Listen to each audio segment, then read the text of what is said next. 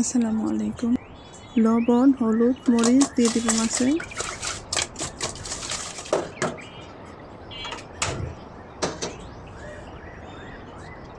কড়াইতে তেল আর লবণ দিয়ে দিব, যেন মাছ লেগে না যায় কড়াইতে।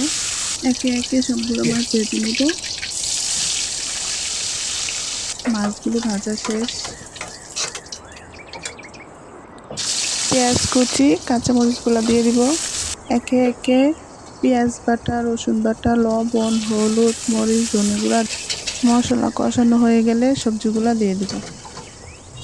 মাশাআল্লাহ, সবজিগুলো দেখতে কি সুন্দর লাগতেছে, কালারফুল সবজি। গাজর, আলু, ফুলকপি, টমেটো দিয়ে একটা কালারফুল সবজি রান্না করব।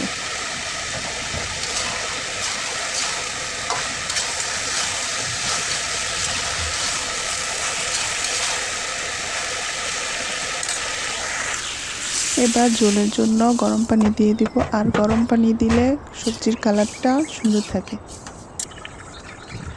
ভাজা মাছ আর ধনেপাতা দিয়ে সবজিটা নামিয়ে ফেলি। কেমন হয়েছে রান্নাটা জানিও সবাই। আল্লাহ হাফেজ।